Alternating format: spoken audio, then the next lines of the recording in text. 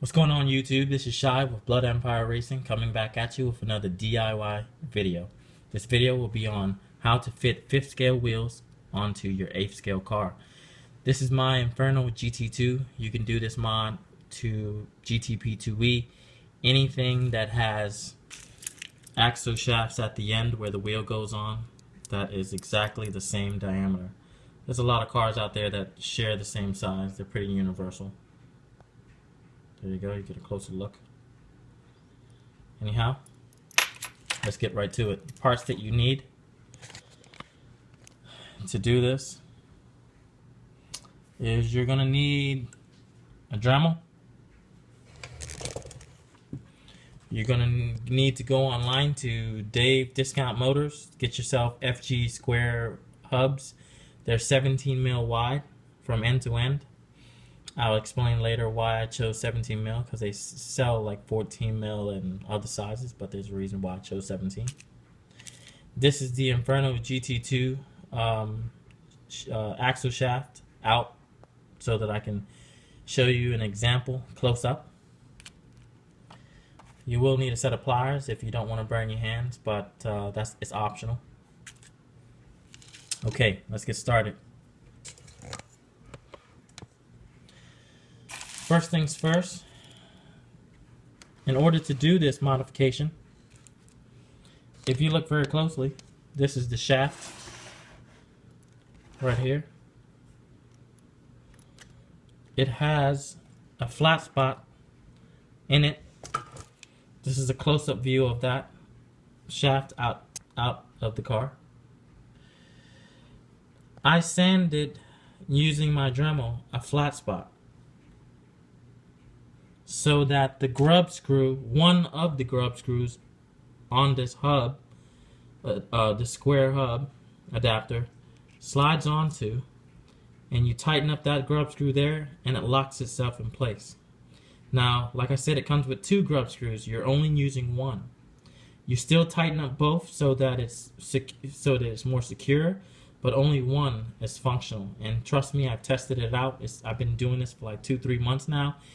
Running it, 3S, 4S, 5S, 6S. I mean, talking about full throttle from a standstill, no malfunction whatsoever. The grub screw does not slide off or loosen up, anything like that. You can put Loctite on it; it's optional, but I found that you didn't need to.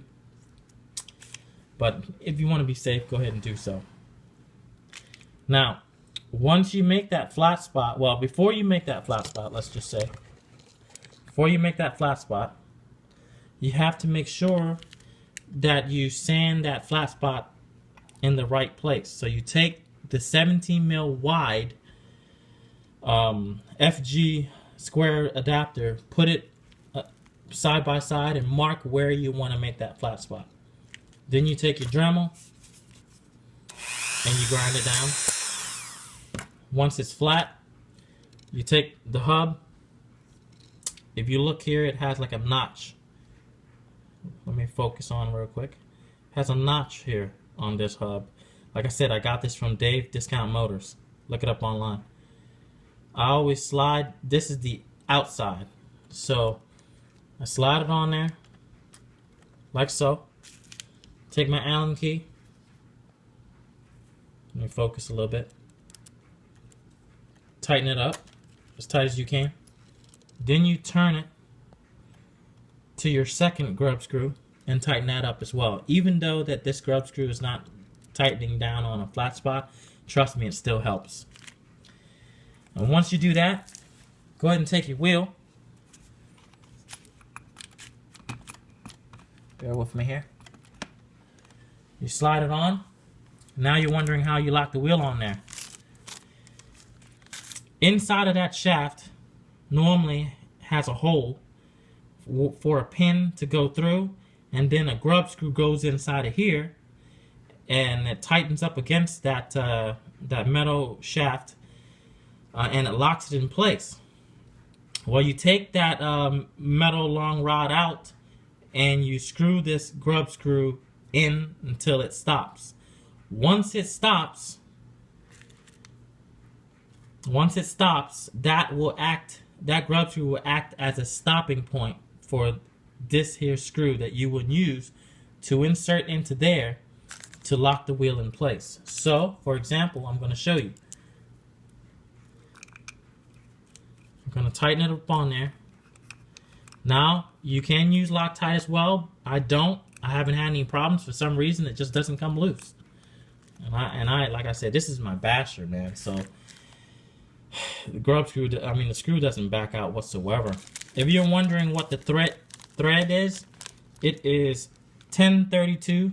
Got this at Home Depot. I don't know if the thread is the same for the Offner GTP2E or not, but I'm pretty sure it is. Let's just try it out. This is the Offner GTP2E. Let's try it out. Yep, it sure is. The GT2 and the GTP shares the same CVD axle shaft thread. So there you go. 1032 size from Home Depot.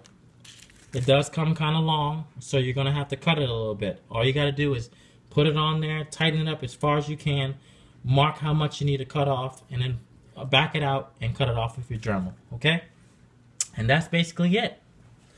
That's all you have to do to get your 8th scale to accept 5th scale wheels.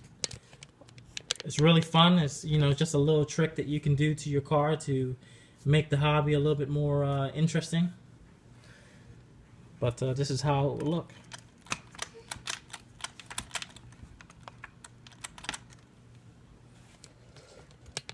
There you go. All right, want to send a quick shout out to Tukey down in Florida. Wish I was down there, big brother. 20 degrees here in Maryland. Sucks. Hate the cold. But anyhow, signing out. This is Shy with Blood Empire Racing. I hope this helps you out, and I hope that some of you guys found this very helpful, and have fun and be safe. Thank you.